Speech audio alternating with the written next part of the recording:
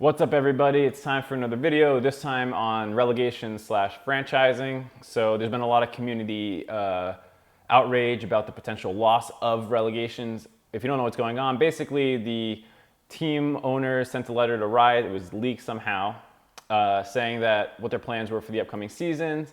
And then Monte Cristo also put out a video where he talked about the motivations behind what the team owners wanted, what Riot wanted, and did a really good job breaking that down. So I'll link that somewhere here for you guys to check out. It's definitely a good video to watch if you're trying to understand why that's happening. But one of the things he talked about was relegation was likely going away. This caused fans to freak out. And I think there are some good points out of people. There's some really bad points out of people. And then there's just some missed ones. So I want to kind of weigh in and give my perspective on some of them. And I'm going to start with the things that I think they're getting right and I agree with. So the first one that's really big is that matchups between low-tier teams become a lot less interesting. So right now, when a 7 and 8 seed are duking it out, they're trying to avoid relegations, and it gives a really interesting narrative to that match that might not have the highest quality gameplay. So it gives fans an extra reason to care about that match, and without relegations, that would definitely go away, and you'd lose a lot of the interest there. And there's really no debating that. That's one of the few things you see everyone kind of in agreement on, like, yep, that's going to suck, and it's really hard to make those matches interesting without some kind of promotion relegation system. Another thing that I see a lot that I kind of agree with is you lose that really cool story about a team who got together in the challenger scene and worked their way up to the big leagues and make a splash. And you really see this more out of Europe than anywhere else in terms of like Splice, G2, Origin. In NA, I mean, the last team that really did it was Cloud9. And I mean, maybe Gravity, but they didn't have any playoff success. So it's still a bit of a stretch to say that. But it definitely seems like more of a European thing. In NA, the teams that make it in tend to not make a big splash in the scene. And a lot of the times it's kind of recycled players. You see, Seraph isn't really new, and Ninja, two of the big playmakers on Envy. Laud, even to an extent, has been around a really long time. But it's still cool to see them come into the scene and just compete, stay in there, and battle the big boys in a sense. So those are two things I think that they're getting right. And now it's time to move on to things that I think people are getting wrong. And one of the things I see a lot is people saying, relegations is good for competition, it's good for the scene. Look at, the English Premier League or football in Europe and that kind of stuff, and look at how good it is.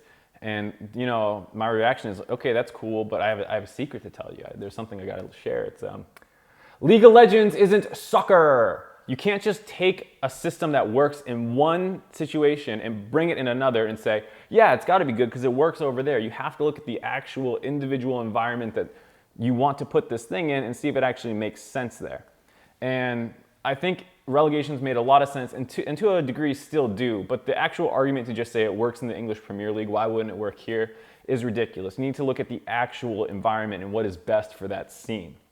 League of Legends is so different from the actual financial landscape of the English Premier League or whatever, because a lot of those teams are regionally located. So even if they drop out of the Premier League to another league or however it works, you still have a regional fan base. And it grows and shrinks, of course, with how well you're doing, but you're guaranteed to have that because that's where the fans are closest to. They're closest to your arena, your stadium. You own that.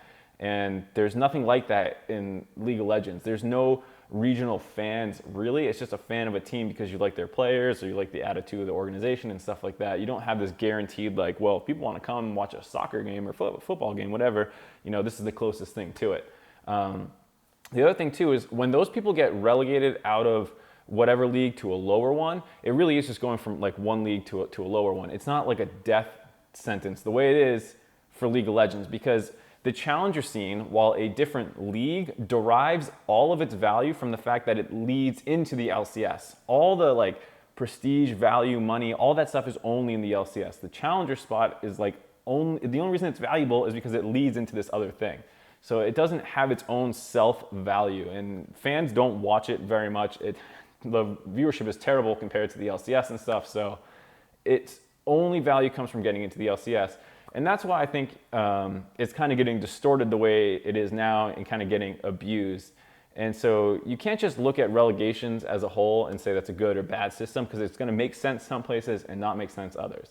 And whether or not it makes sense in League is different than what I'm saying, which is just that it's a different landscape between European football leagues and League of Legends. So I think relegations made a lot more sense before. There was this kind of corrupted challenger scene with VC money coming in, trying to just get teams into the league and boost them and just buy them right out of there. Back when it really was about you and your friends making it to the pro scene, but it's not really that way anymore. And you still see it a little bit in Europe, I think more than North America.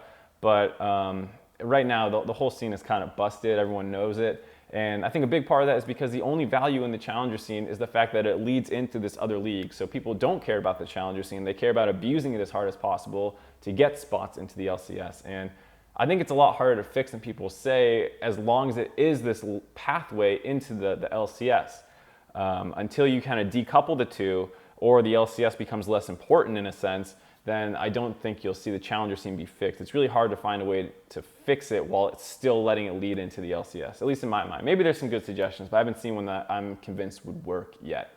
There's also this really weird idea that fans are saying that they need relegations to keep teams competitive, like they're going to become bottom feeders, not trying and just trying to suck money off being in the LCS. And I think that's just totally ridiculous for a number of reasons. One, that's not really how you make money in the LCS. Like, you get it through sponsors, and who's going to want to sponsor a team that's clearly doesn't give a shit and are just mailing it in trying to make money?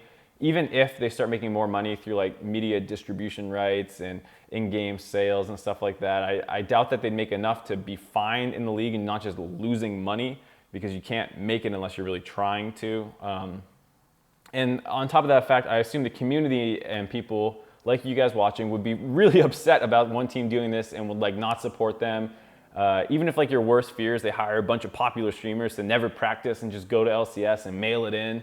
I think that that'd be such a damaging thing to do for all the streamers and brand, everyone associated with it. I can't see that ever working. On top of what would probably be a final fail-safe measure that Riot's not going to want that kind of stuff on their league either, and other team owners aren't going to want that. So I doubt just because you make it into the league as a franchise team that you can just suddenly do whatever you want and no one's going to care. You can get banned very easily, and it happens sometimes in traditional sports where they don't like how a team is being run and they get kicked out. The ownership group is not allowed to keep their stake in the team, and they have to sell the team and the spot, which is something that would probably happen if some team ever started doing something like this where they just totally mail it in. And another thing people are saying is that like, oh, well, it's just gonna be these 10 teams and that's it. Probably not. There'll probably still be expansion teams whenever they felt like, okay, the league can start supporting more teams and stuff like that. I don't think that they would expand really rapidly because it opens a ton of other logistical concerns in terms of just like, you know, production side, how do you schedule everything? But expansion is relatively common. Just maybe this is too naive, but everyone I've worked with in the scene, whether it's on my team that I've worked with or just talking to other people, like no one wants to do that. Everyone's competitive. Everyone wants to win. Everyone wants to be grow, get bigger. And everyone knows that would actively be against it. And I don't see there's any way that this would happen. So this is just a totally unfair fear of some of the community.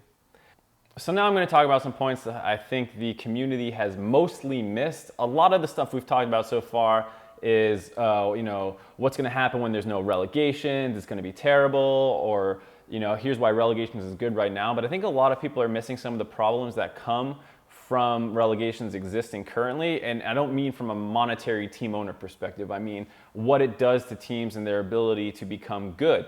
So the biggest problem with relegations is that it cripples a team's ability to plan long term. Whenever a new team comes into the LCS, all you hear them say is like, well, we just don't want to get relegated. We don't want to get relegated. We want to go and have, you know, just stay in the league for the first split and kind of build off that. And you never hear anyone come in, and some people come in and say like, oh yeah, we want to win, whatever. But you never hear someone come in and be like, yeah, we have a great 1-year plan. We're going to try and enact this and make sure it works. And because you just can't plan past a single split with any sort of safety, because if something goes wrong, you're just done. You're out of the LCS. And I have personal experience with this too, where a couple of the teams I was coaching during the regular season, things weren't looking good, and you know, it becomes such this like weight around your neck. Just it's always in like a lot of your thoughts, and you're not constantly talking about it, but it's always in the back of your mind. And then whenever I had management meetings between like team owner and like GM and me and stuff like that, it was always like, well, we got to avoid relegations, and then we'll try and fix this stuff next split and things like that, because you can't try and fix things during the regular season. you spend so much time just thinking, I can't get relegated, as opposed to how can I become a better team? I want to develop these players, stuff like that. You can't risk anything because you can get relegated. So it really hampers teams' ability to grow and develop, and especially new teams, because they don't have a lot of them don't have LCS experience yet. They don't know what it's like. So there's going to be a growing pain in their first split, and to have to deal with that while worrying about being good enough to not get relegated, it doesn't create a healthy environment for really, really growing, I think. And there's a lot of examples of if there was no relegations, just even this split, you could see some really interesting stuff. And like I said, 7-8 seed matchup without relegations would suck, but you can still see really cool things. Take Energy, for example. That team was clearly not working at the LCS level, and they should really blow that team up and bring in new talent, but with relegations, they can't risk it. They just hope that the team is good enough to beat some crappy team trying to get into the LCS. And what's much better than that is if they have the freedom to blow that team up, sell off parts that are working to other teams, and start trying to develop young talent. And I think that's one of the reasons people are so fearful of taking on young talent. You see so much recycling of old talent is because at least you've seen them at that level and they're a known quantity. And relegations really keeps people, top teams in the LCS, from seeing how they compete on that stage. I want to give another hypothetical example if there was no relegations and what is possible in it. So let's look at Echo Fox, and we see that they're struggling, and let's say Froggen's in the last year of his contract, and he tells their management, hey, I'm not sure I'm going to re-sign with you guys, I can't promise anything. And so Echo Fox, hearing that, let's say they start shipping him around, and CLG is interested. And then you see this trade where CLG keeps Huhi and they bring Froggen on, and they try and weigh their options to see who's going to help them make a better late season push, because at the time CLG was kind of struggling. On the flip side, because Echo Fox isn't scared of getting relegated, they use the assets that they get from CLG, probably money, maybe something else, and they start trying to build for the future and look beyond just this current split. Unfortunately, because they have to play in relegations, they can't afford to do that, and they pray to God that Froggen carries their ass through it, which, good for him, he did. But I personally find those kinds of big picture decisions really interesting, as opposed to just watching these teams hold on to the sinking ship and praying to God it's enough to beat some crappy challenger team. I think that's way more interesting to see what the mind behind a team is able to achieve if they don't have to worry about what's going to happen a couple weeks from now. It's like basically businesses making quarterly decisions as opposed to what's best for their long-term goals. And you just can't afford to think like that with relegations. And you can't afford to take a risk on a bunch of young players. You can't just, take a whole team and put them in as rookies and hope they do well. You almost never see that. And that's why there's so much recycled talent, I think, in NA. Assuming you did decouple the two leagues, you could get a lot of really cool stuff going on in the challenger scene. You can make it a proper development league where each team in the LCS is required to have a challenger D-League team. And then you can even, pool in a couple extra teams that qualify through ranked fives or something, or through some tournament, and run that as its own entity that is not linked to the LCS directly. And then the LCS teams, towards the end of the season, maybe some of the struggling teams reach down to the D-League and bring them up and start trying to mix and match and find things that work there. I mean, a lot of top talent in NA has come from big teams picking them up out of the challenger scene. You can look at TSM with Biofrost. CLG Stixay was on their sister challenger team. TL Dardoch and Matt, once again, coming out of the academy team.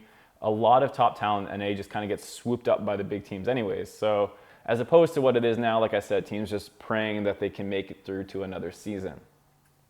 There's also this idea that I see sometimes where people say, good teams don't get relegated, but I think we're facing a really weird potential situation right now with Immortals. We hear that, a lot of rumors going around that they're not going to have most of their roster together. And let's say they struggle to put together a good roster. They take a chance on some stuff and it doesn't work. And then next thing you know, Immortals is relegated in spring split. By all means, they're a great org and a good addition to the LCS, but they can potentially be on their way out just because they didn't perform that well enough to their own team standards. They broke apart and they don't put anything good enough back together. And I think that kind of stuff, it makes some cool narratives for teams. Like if someone comes in spring and takes Immortal spot and all that, it sounds really cool, but I'd much rather see what teams are able to do when they are unhampered by the threat of relegations and what kind of cool rosters that they're willing to try when they don't have to have some kind of guarantee that like, all right, well, we have to be better than the challenger team, stuff like that. So even with all of that said, I don't think it's a clear-cut issue where you should be for or against relegation or anything like that. Especially for viewers, I totally understand where a lot of them are coming from in terms of they're concerned about the league becoming less interesting near the bottom of the LCS. But I do think that it would still find a way to be interesting, but not in the way that you're used to. Instead of looking for which team is going to beat which team in relegations and who's going to be in and out of the LCS, you'd be looking at, here's a bunch of young new talent that this team just subbed in. Hopefully they can put something together. Here's a really cool trade that happened that wouldn't be possible with relegations. I think a lot of the narratives would just change. They wouldn't die and then you would just be left with a less interesting league. You'd be left with a different league. And that's before we even get into whether it's better for the actual long-term financial environment of the league. So let me know what you guys think. If I hopefully made some good points in this video. If you're still pro or against relegation, let me know in the comments below, and I'll see you guys next time.